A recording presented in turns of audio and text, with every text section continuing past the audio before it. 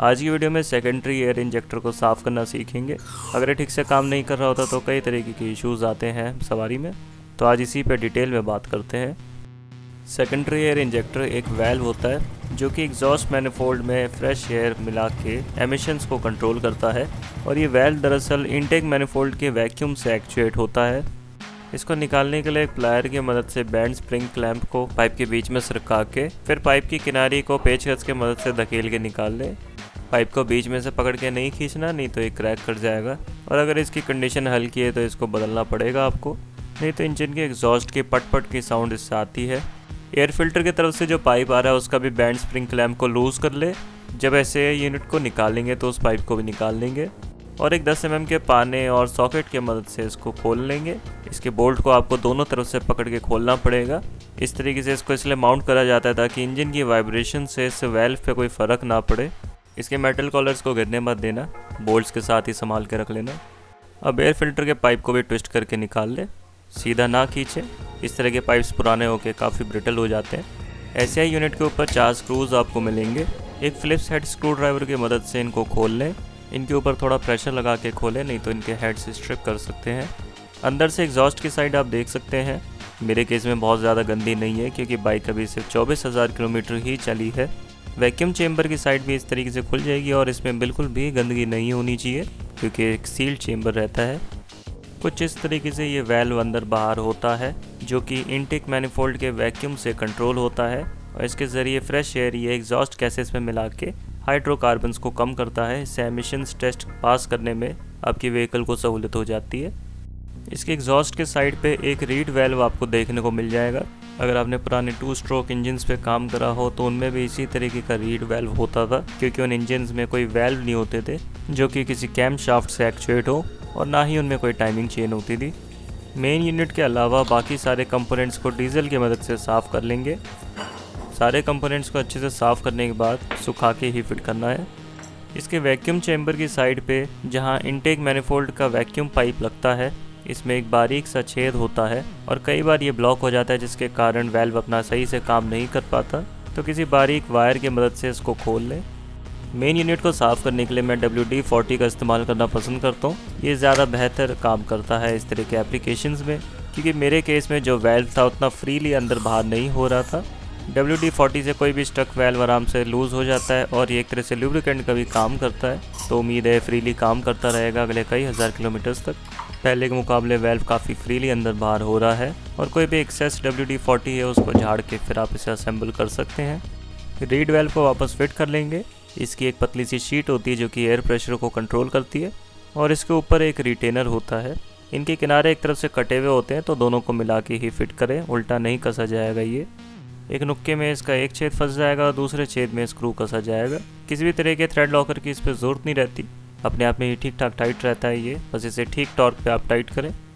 Vacuum chamber की side भी इसी तरीके से बंद कर लेंगे, लेकिन कवर लगाने से पहले इसके रबर डायफ्राम की कंडीशन देख लें। कहीं से भी अगर क्रैकिंग है या कहीं भी फट गया है डायफ्राम, तो पूरे ही SAI यूनिट को आपको बदलना पड़ेगा, क्योंकि ये नॉन रिपेयरेबल होता है।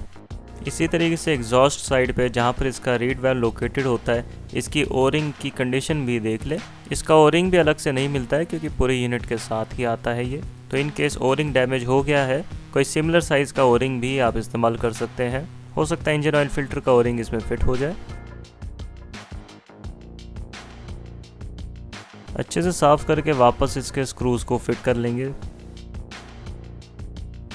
SAI यूनिट पूरी तरीके से क्लीन करके फिट कर ली है। अब इसे वापस सवारी में लगा सकते हैं। इसके मेटल कॉलर के नीचे रबर की जो ग्रोमेट है उसकी कंडीशन ज़रूर देख ले, अगर ये कट गई हैं तो नहीं लगा ले। ये रबर ग्रोमेट्स वाइब्रेशन एब्जॉर्ब कर लेती है, जिसके कारण वाल्व अपना ठीक काम कर पाता है। एयर फिल्टर का पाइप वापस कनेक्ट कर लेंगे SAI यूनिट में, और उसके बाद बैंड स्प्रिंग क्लैंप को वापस इस पर अटका देंगे एक प्लायर की मदद से। बोल्ट्स पीछे से डाल के यूनिट को फंसा लेंगे, और नट्स कसने से पहले थ्रेड लॉकर का इस पर मैं इस्तेमाल करना पसंद करता हूँ। इससे कोरोजन नहीं आता और नट्स अपने आप खुल के राइडिंग के दौरान गिरेंगे नहीं बिल्कुल भी।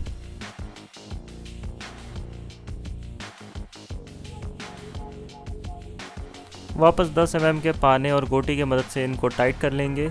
जहाँ ज़्यादा जगह मिले वहाँ गोटी लगा लें, और जहाँ पर कम जगह हो वहाँ पाने की मदद से पकड़ के इसको टाइट कर लें। ओवर टाइट करने की ज़रूरत नहीं है क्योंकि थ्रेड लॉकर लगा लिया तो अपने आप ये खुलेंगे नहीं। एग्जॉस्ट के पाइप को वापस लगा लेंगे।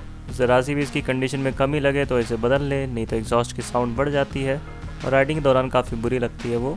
इसके क्लैम्प्स को वापस ठीक से बैठा लें प्लायर की मदद से, नहीं तो एयर की लीकेज होगी। लास्टली इसके इनटेक मैनिफोल्ड से जो वैक्यूम का पाइप आता है उसको भी लगा लेंगे। इसमें भी किसी तरह की लीकेज नहीं होनी चाहिए। अगर लीकेज होती है तो थ्रॉटल के पोजीशन के हिसाब से इनटेक मैनिफोल्ड के वैक्यूम के ज़रिए इसका वेल्व ठीक से कंट्रोल नहीं हो पाएगा, जिससे एयर की मिक्सिंग ये नहीं कर पाएगा।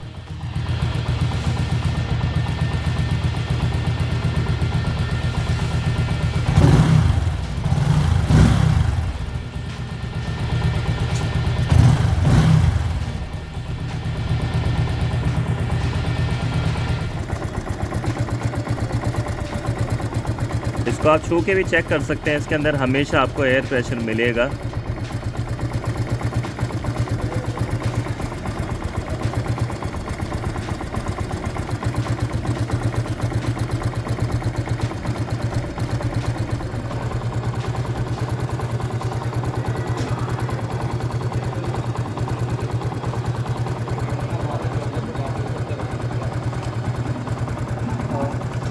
एक सेकेंडरी एयर इंजेक्टर का यही काम होता है कि ये फ्रेश एयर लेता है एयर फिल्टर का जो बॉक्स होता है उससे, और फिर उसको एग्जॉस्ट में मिला देता है। तो ये वेल्व ही डिसाइड करता है कि कब इसके अंदर फ्रेश एयर मिलानी है। जैसे इसमें वैक्यूम प्रेशर बनता है इसके इनटेक मैनिफोल्ड में, जब भी इसका इनटेक का साइकिल होता है तो इसका वेल्व खुल जाता है, पीछे से फ्रेश एयर ये एग्जॉस्ट में मिला देता है जो कि इसने एग्जॉस्ट के अपने साइकिल में छोड़ी होती है। इससे जो एमिशंस है वो कंट्रोल करने में मदद मिलती है। जिस फंक्शनिंग के लिए इस वेल्व को लगाया जाता है, जब ये काम करना बंद कर देता है तो उन्हीं फंक्शंस को ये ठीक से नहीं कर पाता। यानी जो एग्जॉस्ट नोट है थोड़ा सा उसमें फ़र्क आप महसूस करें, पहले के मुकाबले उतनी भारी साउंड ना लगे, इंजन की जो आइडल आरपीएम्स है उतनी स्मूथ ना लगे, और राइडिंग में भी थोड़ा बहुत इसका फ़र्क आपको देखने को मिल सकता है। लेकिन मेन फंक्शन इसका हाइड्रोकार्बन्स को कम करना है, क्योंकि फ्रेश एयर मिलाता है एग्जॉस्ट में, जिसके कारण कोई भी अनबर्न फ्यूल होता है वह पूरी तरीके से कंबस्ट हो जाता है। जब आप अपनी सवारी का पॉल्यूशन टेस्ट करवाते हैं तब ये चीज़ आपको पता चल सकती है। अब वो अलग बात है, कई बार पीयूसी सेंटर्स पे जो अटेंडेंट्स बैठे होते हैं आपसे फालतू पैसे झड़कने के लिए इस तरीके की बातें वो बताते हैं कि जैसे आपकी व्हीकल ज़्यादा पॉल्यूशन एमिट कर रही है और जो लिमिट्स है उसके अंदर इसका पॉल्यूशन नहीं आ रहा है, पास नहीं हो पाएगी, तो आप सोचते हैं कि उन्हें थोड़े बहुत पैसे दे के बनवा लें।